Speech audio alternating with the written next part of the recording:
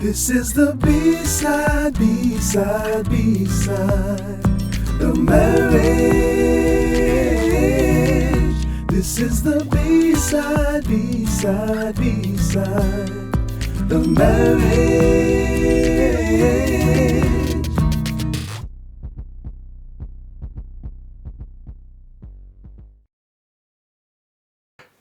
Hi, and welcome to another episode of the Bside of Marriage Podcast. I am your host, Rashonda, and this is my husband and co-host, Jason. And here we discuss everything related to marriage, the good, the bad, the A, and the B side. And if you're watching this on YouTube, please be sure to like, comment, and subscribe. And if you're listening on any of the podcasting platforms, please be sure to like and review.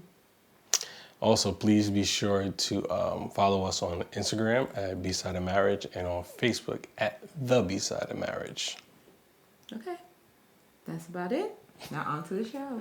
So we're on to our first segment, which we call where we share an A or B side moment from our week, and we're gonna let Jay go first because he always goes first. I always go first. So let's see. So I guess mine is an A side. I will go A side just because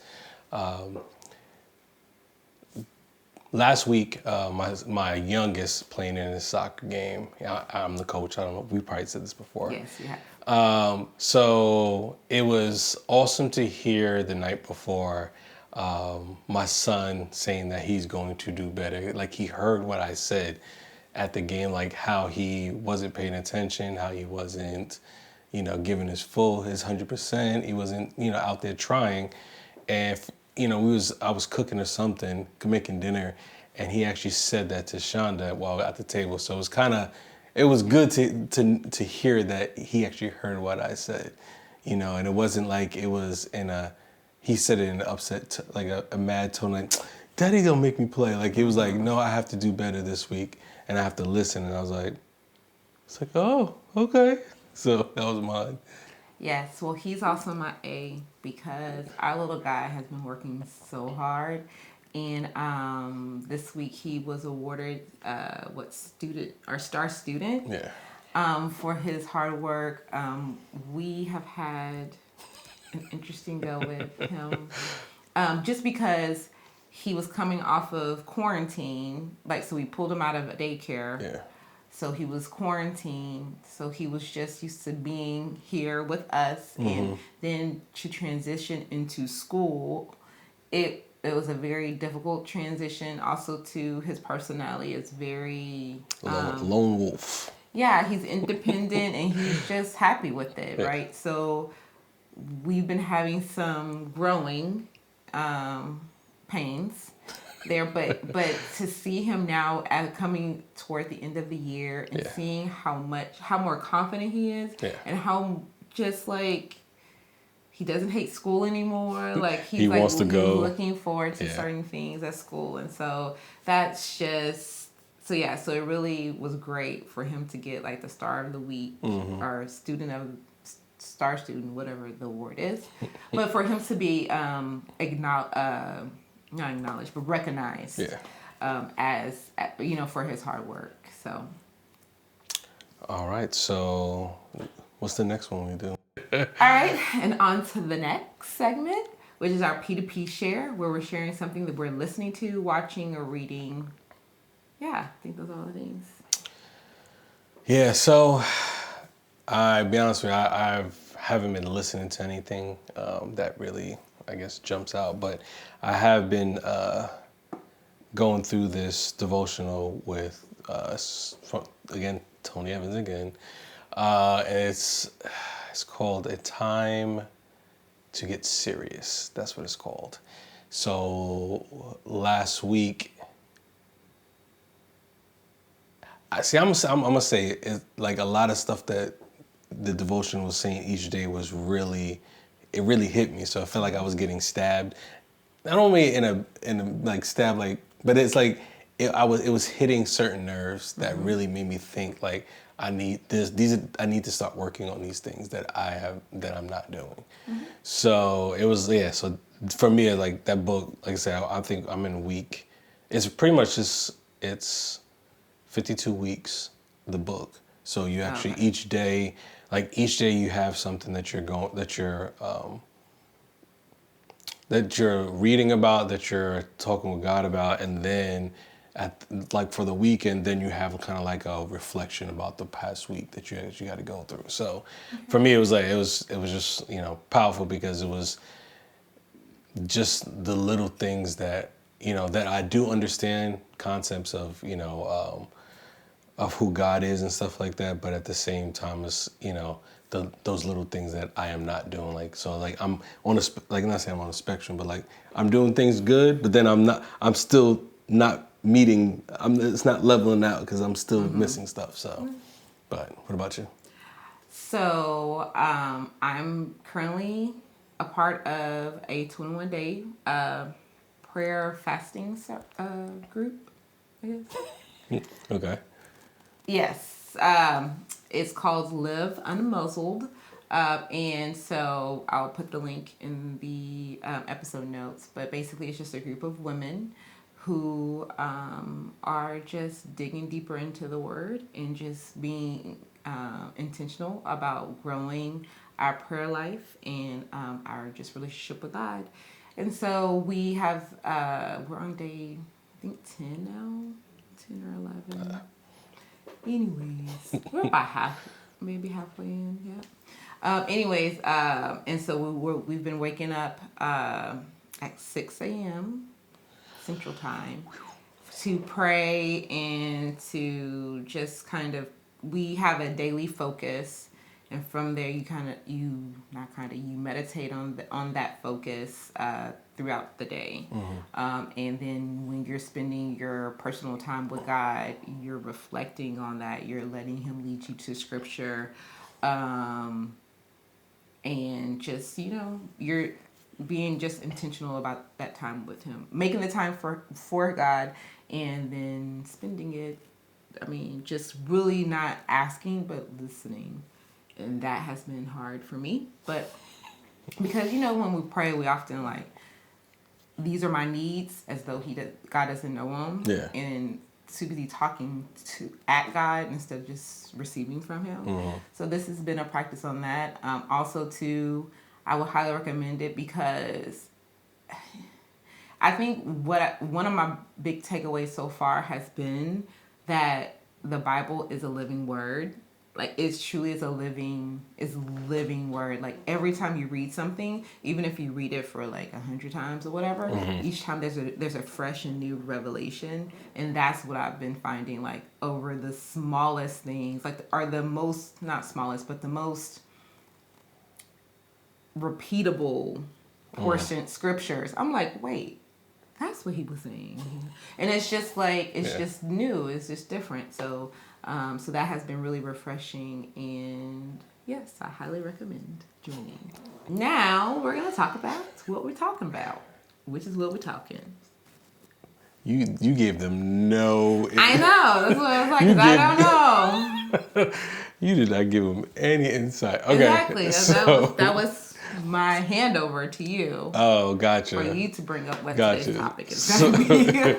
So our topic today is kind of it's not kind of, but we're going to be talking about the things we wish we knew before we got married. And I'm going to say it's kind of going to be a twofold, I guess. I'm looking at it as the things we wish we would have learned, and then the things that we did learn to help other couples. So that's what I was it's kind of... Okay, so it's a mix of what we wish we knew. What we were told beforehand. Or what we were. That we could, that we implemented. Okay, yeah. Things that went well. Yes. And then also lessons that we've learned that we would advise people to consider before getting married. Say that first one again, because... The first one is we were told this beforehand, and we were actually able to implement it in our marriage. And it's good stuff. Okay. It worked out. Okay. Or is working out. Okay. And then the other one is we did know about it. We wish we would have known. So now we're going to give y'all the heads up to try to avoid. Okay. No, that works. That works too. Okay. That works too. Okay. So, we can kind of go back and forth. Sure. So I'm gonna have, and she probably have, and they may or may not be in the same area. Okay. I'm just. Go. All right. So the first. Overanalyzing. I do that. So the first one, and I'm gonna kind of start off with, is effective apologies. That was something that, yeah, as a kid, your parents told you apologize, but it was never, I'm sorry. It was never like you were told like there has to be some meat behind being like apologizing to someone, and then on top of that, your spouse. So one of like a couple of things is like like expressing your regret behind it. So it's not just saying I'm sorry, but just like I said, it's having some meat behind it, accepting your responsibility, making restitution behind it, as well as expressing the desire to change. Not just say I'm sorry, but really making the point that, okay, I'll make sure that, yes, I did this before, but I'm going to make a change. I'm going to make sure that this doesn't happen again. Because again, like I said, growing up, it's like, yeah, you just say I'm sorry, and it's like it's expected. You're forgiven. All right, you keep going. But in your marriage, that can be a burden. Not say a burden, but more, it can be something that can negatively affect your marriage if you're not taking that time to express that sincere apology. Sincere apology for whatever action that you may have done. Okay. So. That's one. That's the one for me. So mine is. I mean, I can piggyback off of that. Okay. For me, I think I would have liked to have been encouraged to apologize more, and that it's okay to say. It's okay to apologize. Oh, okay. What I've learned as a very independent woman, moving into a marriage or getting married, is that you have to shed the hard shell, and in doing so you have to be vulnerable and admit when you're wrong. Okay. That hasn't always been easy because, like I said, I was very independent. I wasn't even thinking about marriage. Like, I wasn't thinking that I would ever get married. So then to become married and then have to admit that I was wrong for certain things, I'm like, not me, I'm perfect. Like, what are you talking? So I used to, very early on. Go ahead. You gonna chew ice? No. Very early on, I would give the sarcastic apologies. So it was like, I'm sorry, but I'm actually right, kind of thing. And that goes to Jay's point, like, when you are apologizing, you have to be sincere and you have to really admit your wrongdoing and how you're going to be different. And I was not. I was just like, yeah, I may not be 100% correct, but I'm like 90% correct. It was very hard for me to say I'm sorry because for me, it felt like I was showing that I was weak, like I said, vulnerable. And so that's something that I wish I would have been encouraged to do more often. That it's okay to admit when you're wrong, and it's not like a sign of weakness or whatever, which is why we make it a point to admit to our kids when we're when we miss the mark. Yeah. So we apologize, even though that was not how we grew up. But yeah, so we apologize because we want to normalize that it's okay to admit when you're wrong. And, especially because marriage, you can do premarital counseling, you can get coaching, and you get, you can go to therapy, but it's still a lot of on-the-job learning because no one has this relationship. Yeah. Like, no one has the same relationship with their spouse. So, yeah, that's what I have to say. Okay. Yeah, and again, I like how she said the sarcastic part. A sarcastic apology is like, That's very sarcastic. It don't like it. Again, I'm not saying. So it's like that's not. You want to apologize, but it's not. That's you saying sarcastic. It kind of negates it. Just like saying, like you said, putting the word "but" before. If you say something and you put the word "but," anything else after that, it negates what you just said. Mm-hmm. So that's why I was just thinking. When you said that. So then I guess another thing that love is not a feeling, and again, growing up, we are. Like I say, I'll say me. I watch. I'm a big movie buff, so I always watch movies, and all these movies, love was just love.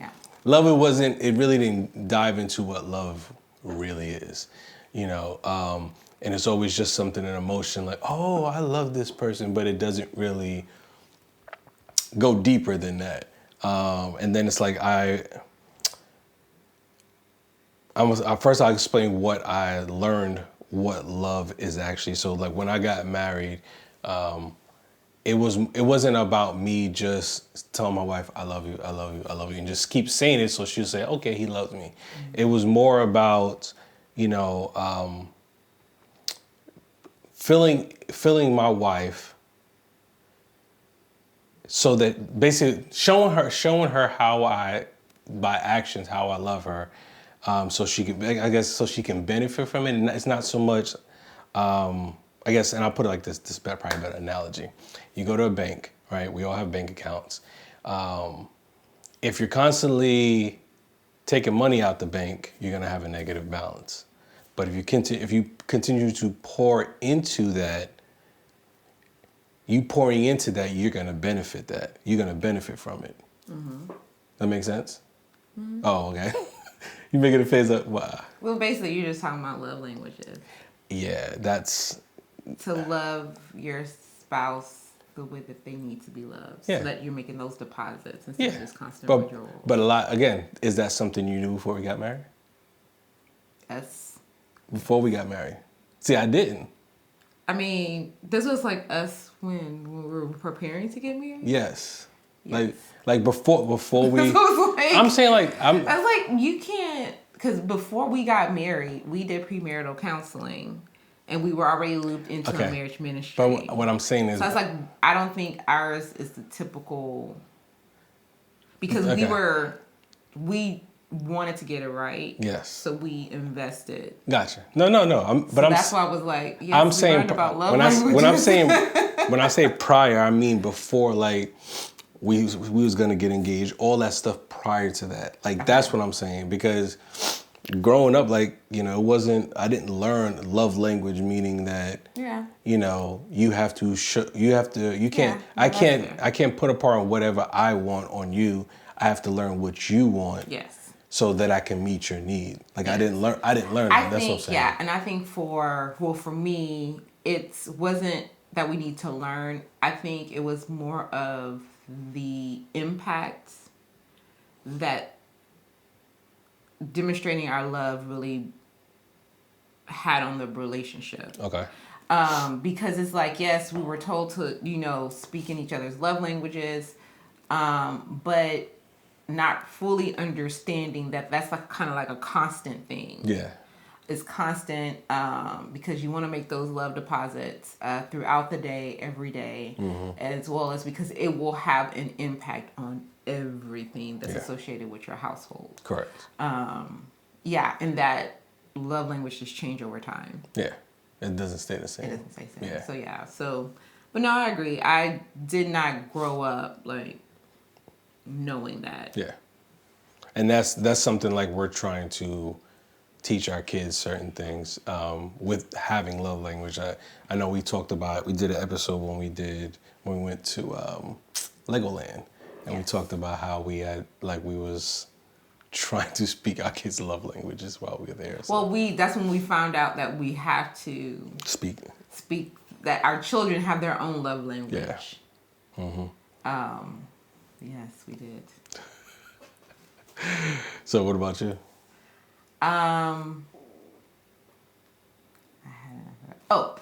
I guess what I wish I had been told about marriage was that the small things do count. The small things do matter. So I think that when you're considering marriage, you shouldn't sweat the small stuff. Like, oh, he doesn't, I don't know, like he doesn't like to wear fitted jeans, or like all the, the little. Why you gotta put that one out there first? Like, that was the first. For some reason, I don't like wearing fitted jeans. She came out. It was the first example. I don't know. So I mean, like all the small things in considering someone to be an adequate partner for the rest of your life. That I would say definitely don't sweat the small stuff. But once you're married, you need not necessarily sweat the small stuff, but be okay with addressing the small things. Because what would happen is if you keep brushing all the small things under a rug, it will blow up. It will cause one day for you to trip over it, and it cause a blow up in your relationship. And so then it's like, then your spouse is completely blindsided. Like, where did all this come from? Why do you have so much energy here? When it's just like, if y'all were talking about all the small stuff along the way, you would never have to deal with this mountain of an issue. So I'm gonna ask. So, can you recall one small thing that you didn't sweat for me that I did? Wait, say that again. As an example, you said, don't sweat the small stuff and address it, but don't push it under the rug. Was there something that for me that you can remember that you had to address with me that was small, just so I understood, so you didn't keep pushing it under the rug? So I think this is something that we still are working towards. So when I say small things, I'm just like. Jay has a very unique way of cleaning the kitchen.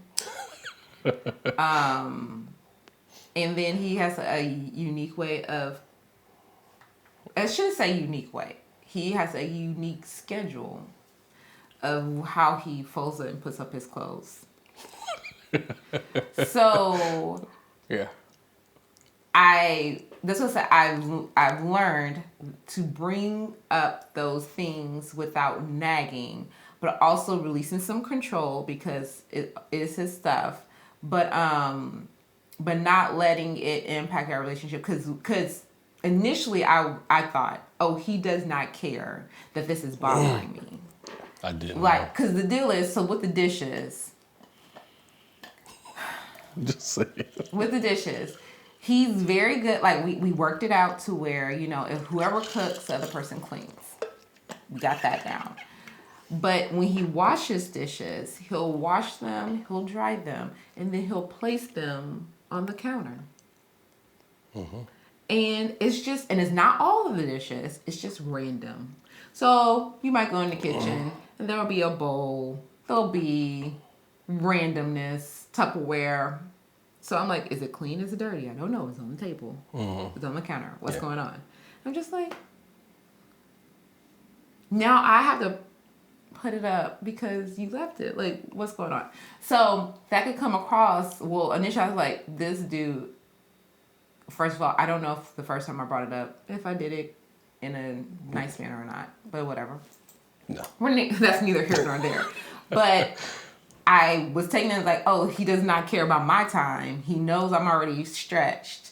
And now he's adding something else back on my plate. And I'm just like, no. And so this is how I gut check when the small stuff is getting, like, when I'm not addressing small stuff.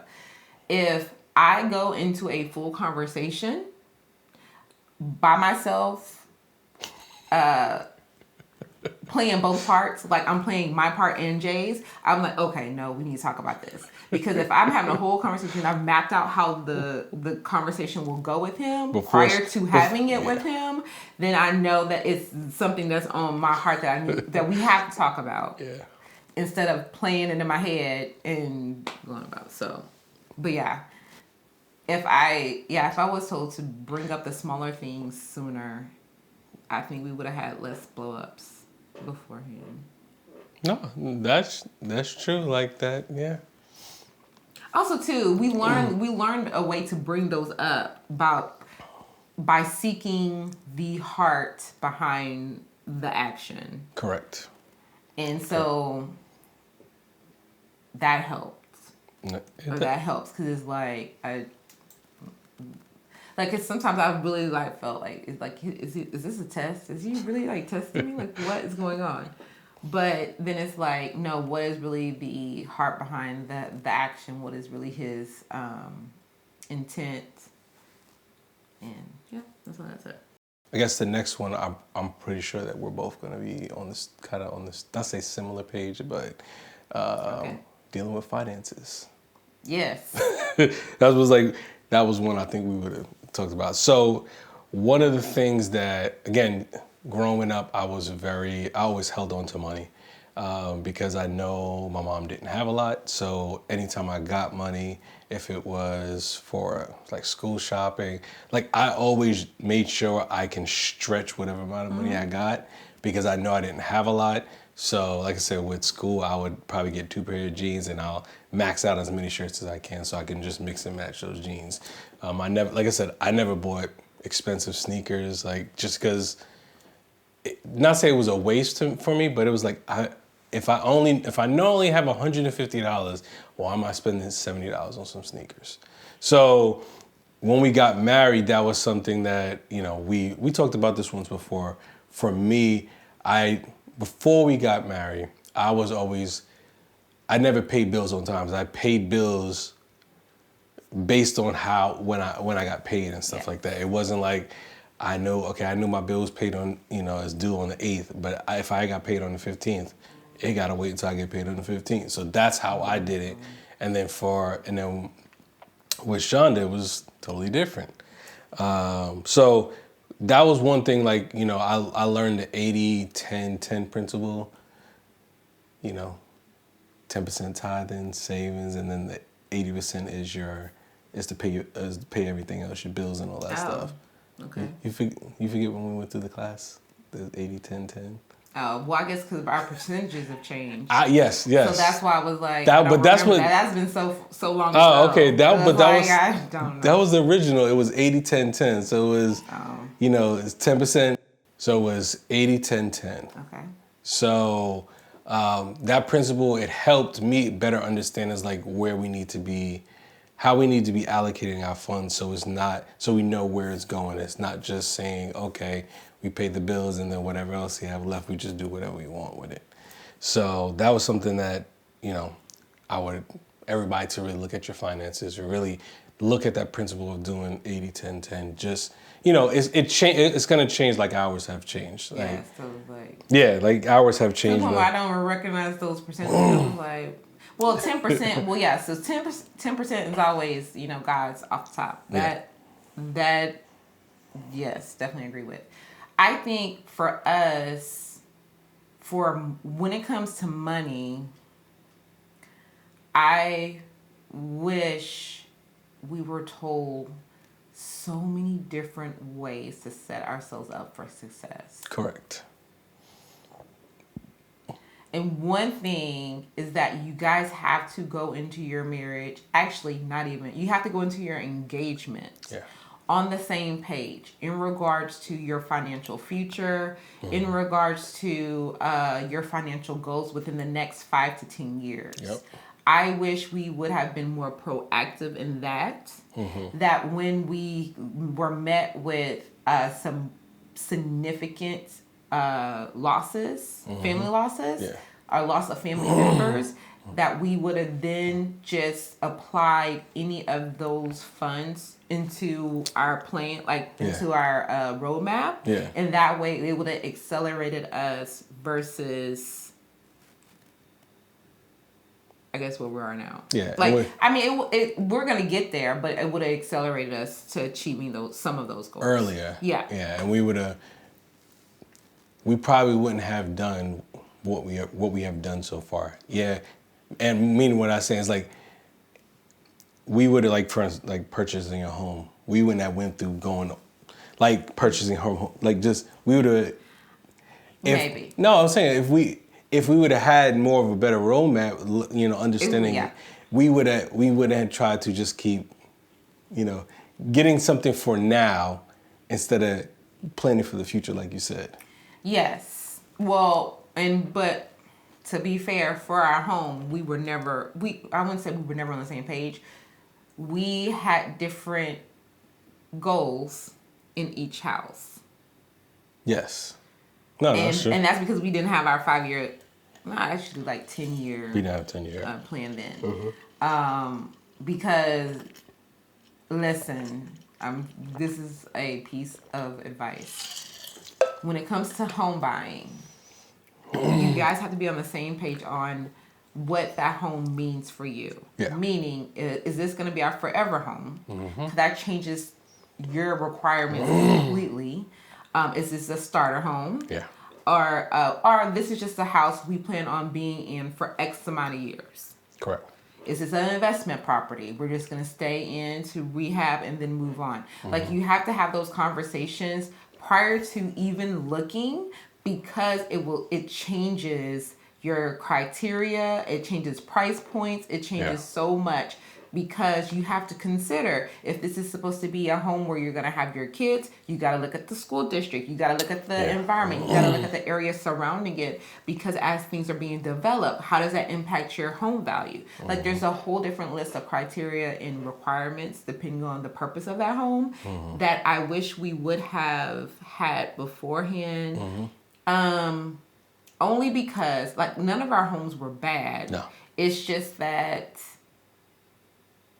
we were not on the same page as far as the length of time to stay or, be in that home. That's correct. That's correct. So that's the kind of thing. And also, too, it was just really also learning on the fly, because we didn't have the financial education just individually. Correct. And so we were learning a lot of things on the fly, whatever. But one thing, we were on the same page as far as like our wedding. Mm-hmm. We were like, a wedding is just an event. Mm-hmm. We would rather invest in our marriage more so than a wedding. Yeah. So we didn't go into debt for our wedding. Yep, that's true. And we paid for it. We paid out of our pockets for that. We paid for it. Yep. Out of our own pockets. So we did saving and all that stuff. We were not in a rush to start a family. Correct. Although you will get pressure to start a family. Right away, right after you get married. Don't worry about that. Y'all, as long as you guys are in agreement, the kids will come or not come, depending on what you guys decide. Mm-hmm. But we were not in a rush to start a family and to buy the first home, because we had a townhouse. Correct. So we were, I felt like we were kind of on the same page. Well, we were on the same page as far as that, but as far as like investing and like wealth, the wealth mindset wasn't there. Yeah. And that's what I wish we would have started earlier. Yeah. And I wish we would have had learned some of these tips. And again, I say this not to kind of put anything against my parents, because my parents only did what they knew. So, I didn't want, but to understand the whole purpose of life insurance, estate planning, like even just building credit, because again, like I said, I know for me, I think I had my first credit card 17, I think it was. I got mine in college. I think I got mine, and literally out in college. That's what I'm saying. Like, I didn't really understand. I was just like, honestly, I'll be honest. When I first got my first one, I got a free T-shirt. So I was like, oh, cool. Okay, I got a T-shirt. I was like, I get a T-shirt to sign up for a credit card. Mm-hmm. Cool. And so that for me, it was like, all right, cool. What I'm gonna do is, and mind you, I was really good. I was really good with my credit card. The thing about it was, as you know, I purchase. I don't buy a lot of small things. I always make big. It's always big purchases. Because it's expensive hobby. But a lot of that stuff went into my vehicle. So like I basically my credit card really was for my car. No, but I'm saying like I had a transmission issue I had to fix, so I used that because I had to spend like $1,000 for a new transmission. So like all that stuff, and I thought, oh yeah, you know what? I'll just put it on my car. I didn't have the knowledge of, okay, you don't have this money, but you're still just putting money on this card, and I never paid it. Because I was just like, I'll just pay the minimum here and there. Mm-hmm. So I didn't really understand the whole concept of credit at that time. Oh, I know. And then... But that's why college students are easy targets, especially if you don't have that... knowledge. If you didn't grow up with the knowledge about that. That's fine. I financed a lot of outfits on my credit cards that I paid way more than they were actually worth, but it's fine. I mean, you live and you learn. Yeah. But yes, I would definitely say be on the same page with money, because even so, and we will never tell you exactly how to even set up your finances. Like, there's so many rules of thoughts on, should you have a joint account? Should you have, each have your own like personal account? Like all that stuff. Do you have all the money go into one? It's honestly what's best for you guys, but you have to talk it out. You got to think through all the scenarios. Correct. Because we found out there are some, and it also depends on what state you live in. But we found out when we were doing our estate plan. Yeah. About how just because you're married doesn't give the person access to certain accounts. Correct. So if you're going to have I'm gonna say non-traditional, just because most people expect you get married, everything is like together. Mm-hmm. But you need to do your due diligence to make sure that in the event that anything happens, even as far as like healthcare, like paying, for your healthcare, if something were to happen to you, that your spouse can have access to that money, whatever. So you just got to do your due diligence. Yeah. But yes, I am excited. Yes, we do a lot of life. There's a lot of teaching, but the one thing I feel like I'm the proudest of is setting up a trust and an estate plan, because I don't have to worry about the kids, because we already have. We have things in place. Covered. Yeah, we have them covered. Things in place that's going to take care of them. So. And for me, that is like, you don't realize it's a load until you actually do it. You're like, there's literally no worries. All we have to do is just make sure we're keeping it updated. Yeah. And that is something that, because one thing I do not want is for anything to happen to either of us and we have to set up a GoFundMe. Yes. To pay for our services. Yes, and that's part of like life insurance, like being able to, like, the one thing that I try to tell like my family members that are in their mid-20s and stuff like that to get their life insurance now. Even if they're not married, get it now, because the simple fact is you can get more coverage depending on who you go to. You get more coverage for a less of a price than if you turn 30, 35 and then you have some health concerns, then premium is going up, so you're paying more and more and more. So if you get, and I don't say if you get in early, you get in that low, premium for 20 years. Yeah. 20, 30 years. So if something happens to you, you're covered for anything that, would happen to you. So. And two, just because you might not have any physical kids or any liability or responsibilities as far as people, keep in mind though, if you have a brother or sister that you might have to take care of, or if you have an aging parent, if anything happens to you unexpectedly, then you need to make sure that they can have access to that money, especially if they're already depending on you for a certain amount of so yes, we can go all into that, because we have because if you are caring for a parent, then there's other things that you need to have in place or whatever. But also too, well, actually this does tie into the finance conversation. Now that you guys are married, all of the donations, all of the assistance that you give out of your household has to be agreed upon by both. Yes. Because even if it's my family... I was about to say specify, because when we say donation just doesn't mean to like a charity. I'm talking about donation. We have... I'm just saying, it's not just that. We had a conversation about that too. Yeah, donations. That was my fault. Yeah, but it's like donations are to, the way we look at donations is family. Like if you're lending money. School, like, That's what I was talking about. Yeah. Because I said like everything needs to be agreed upon. Yes. But yes, Jay is right.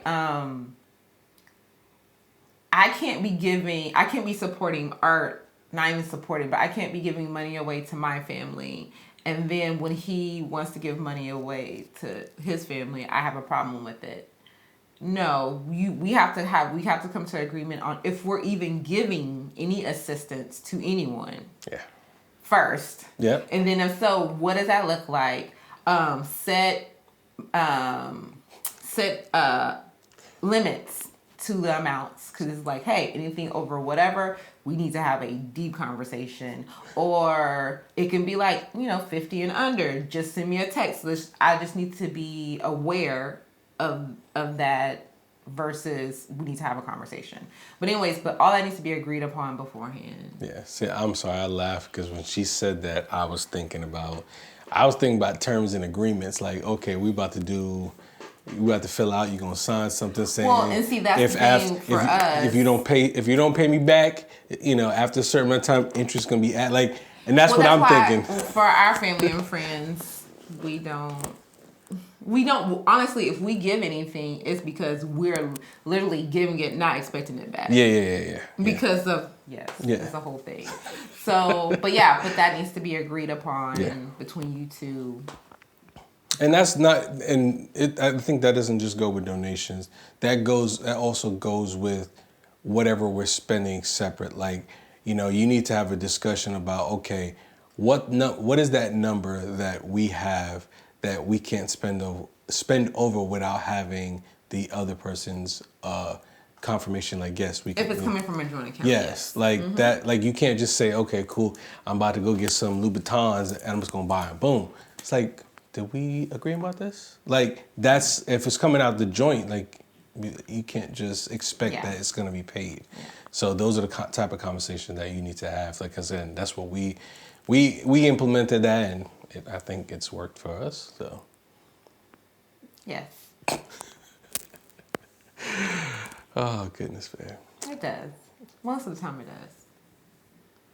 You gotta coax me into sometimes. Yes, well, we're not talking about big purchases. Man. Yeah. It's like pulling teeth around here. Yeah. So I guess, is there anything else you can think of that? I probably can, but I think we spend a lot of time on money. Okay.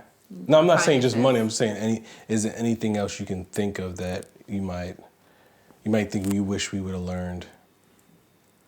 I mean, I don't know. I feel like I always have something. Mm-hmm. Because that's the thing. Like, you're constantly learning. Yeah. Like, it doesn't. Once you get married, it doesn't stop. And then, honestly, I guess might not sound good, but it is what it is. We're here now. I would have appreciated knowing how much I would have to change. Okay. In a marriage. Meaning, it's negative. Easy. It's not negative, but well, I'm just saying it's easy when I'm like, we're getting married. 2 becomes 1. That is painful. Mm-hmm. Because taking 2 completely different people and then trying to get on one accord about pretty much everything, that's not an easy transition, especially if you're an independent person. Yeah. With a very independent mindset. Yeah. So I would appreciate like how much of a journey I wish people would have gone. This is going to be a marathon. Don't come in with a sprint mindset. You will burn out. You're either going to burn out or you're going to completely lose yourself if you go too fast. That's good.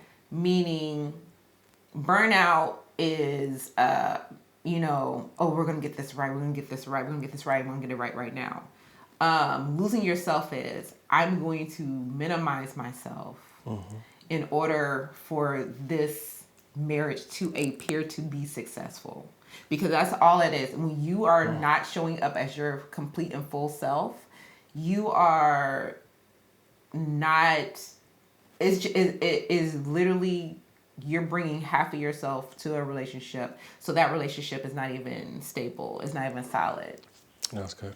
So yes, I wish someone would have really drove that point home, because it can be isolating if you let it.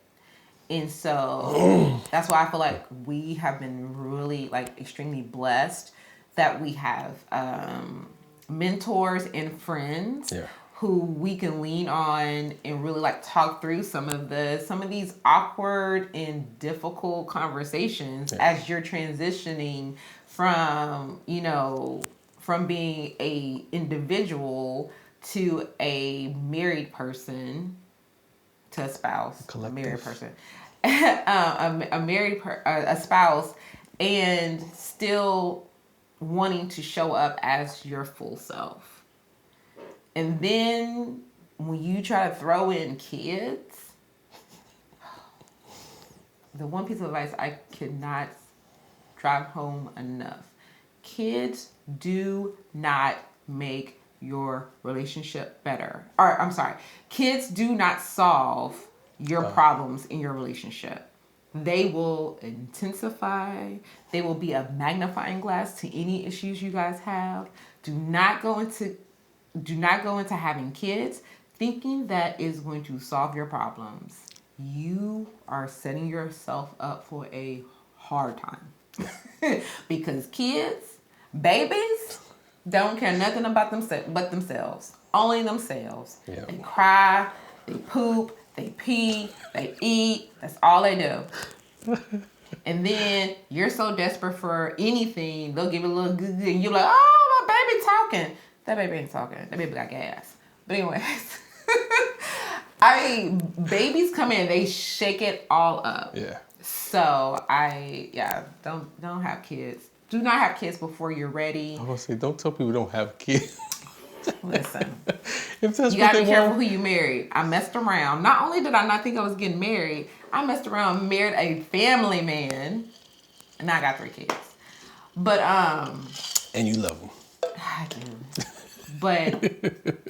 But they come in, like I said, they come in. They're very selfish because they're babies. They have to. They depend on you for everything, and adding that into a relationship where you guys are not solid, because, mind you, you'll never think that you're ready to have children. Just like you probably think like you're never fully ready to get married. But as long as you guys have a plan, like you guys are solid, you guys are willing to work together through the transition, work together through the learning curve. Like, as long as you guys are willing to work together, then go ahead and have kids. But don't have kids thinking that they're going to solve problems, because they won't. Yeah. I don't know. Kind of went on a tangent. No, that's how I be feeling. What, again, it's what you, like, this is something that you wish you would have known beforehand. And I thought we were doing good, too. We waited, because the whole thing, we got married, and we were like, we're just going to wait to have kids. Because we want to travel, we want to spend time, getting to know us, which is all great advice and good stuff. Like I said. Well, also, too, I just was like, we got to get off of this because I can talk. Because I think I might need to just do an episode on just on independent, like how to show up as a full wife when you're independent minded. Let's do it. Because let's do it. Because career path and let's do it. These kids, marriage, everything, hijacking dreams. Because you always say like, okay, we said we was gonna wait. If you think about the time if you take the years when we got married from when our first was born. People are like, that was 3 years. No, it really wasn't 3 years. It wasn't longer, no. It wasn't 3 years because we like I said. Because you're pregnant for a whole year. That's what I say. You're pregnant for a whole year. So pregnant for a whole year. This whole 9 months, that is garbage. You are literally pregnant for 40 weeks, which is 10 months. That is almost a full year. Sorry. It's all right, babe. I just want people to say, oh, no, you meant to. No, it is almost a year. Your body gets hijacked. And then you have to learn to do, like, you get a whole new body afterwards. You're like, wait, it don't do what it's supposed to do. That's a whole thing. Kids, man. Oh, good. Kids come here and shop. I think we need to have that. You need to do that one because that's gonna be one for me. It's gonna be hilarious because it's gonna be hilarious because these little things will come out of it. Because again, all these things that I'm laughing about, I've heard her say. So, yes. So like that's for me. I'm laughing because she's telling y'all about it. So I'm laughing because I've heard all this before. I've heard it, and again, we had 3 kids, so that means she was pregnant for 120 months. And them last 2, I just felt like I was just pregnant for 2 years. You 2.5 years? You were, because it was right back to back, pretty much. Yeah. So. Anyways, let's skip off that one. So, all right. Back to marriage. Marriage. So I guess marriage tip. So we usually end it with the advanced marriage tip. What is it? Honestly, I didn't have one because the whole conversation is about learning that we're having is about the things we wish we would have learned. Mm-hmm. So, like you kind of said, is like if you're engaged, you're engaged to be married, you need to take this time to really get on the same page of what you guys like, the goals, the plans that you guys have. Get on the same page with finances. Preparing for the future, and the future has all these kind of things that we said. If it's budgeting, if it's life insurance, if it's estate plan, all that's future stuff. So you want to make sure you're planning all that in advance. So I guess that's kind of what I was thinking. So. Okay, so my tip is do premarital counseling. We offer premarital counseling. Save your marriage before it starts. Book a free consultation now. Link will be in the bio. But I'm serious. You do need to go through premarital counseling. We do offer it. But go through premarital counseling because you are entering into something that you have never experienced before. So you may think we need to talk about this. Oh, we need to be on the same page about that. But premarital counseling, you are getting advice and you'll talk about all these different components that actually impact your relationship. What will impact your marriage? Like family of origin. Did you know you need to talk about that? Money, we already talked about finances, but also your personality. Did you know that the way you are just made up, how does that mesh with your spouse? Yeah. Or your future spouse? Yeah. You gotta talk about that. Conflict resolution. Yeah. Has he had a traumatic childhood? Have you had a traumatic childhood? How does that impact your decisions? How does that impact your connection? Yeah. All these things are covered in premarital counseling. And they open your eyes, just like when you're about to go off to college or even start a new job. You always research where you're going. You ask people, hey, you went to this school. How did you like it? Or you work here. Here's a better example. For the people who drive, would you if you had kids, just think about this. If you had kids, would you just give your kids keys and say, yeah, go to your friend's house, have fun? Depending on where you live. No, but still, like, if your kid has never driven a car, you're going to give him the keys and say, go. I said I wouldn't either. It's the same thing. Like when you got your driver's license, you had to actually you had to know if you was competent enough to be able to, 1, understand the rules of the road, and then 2, you had to go learn how to drive the vehicle. It's the same thing with you when you're getting married. You see what it says, what the world says. You see maybe from your parents how marriage was, but now you're not marrying your parents. You're marrying someone else. So you have to get all the rules so you guys can actually learn how to drive this vehicle together. So I'm sorry, I sound a little passionate about that, but yeah. Yes, he's very into his car metaphors, but It's not so much cars. It's more of, like I said, we've had this conversation, but you know, for marriages, we don't have the same thing for everything else. Like for you to get married, you can just go somewhere, sign a piece of paper, and y'all get married. get a license. Get married. But for you to drive a vehicle, you have to go through courses, 5-hour course. Then you have to go through the driving class before you can actually get your driver's license. Why can't we do the same thing with marriages? Because it's the same concept. Mm-hmm. You have to understand, you know, not say the rules, but what marriage is. Yeah. And then you guys have to be able to figure out, okay, we learned this, and now this is how we're gonna drive. You know, this is how we're gonna direct our marriage. This is how we're gonna move in our marriage.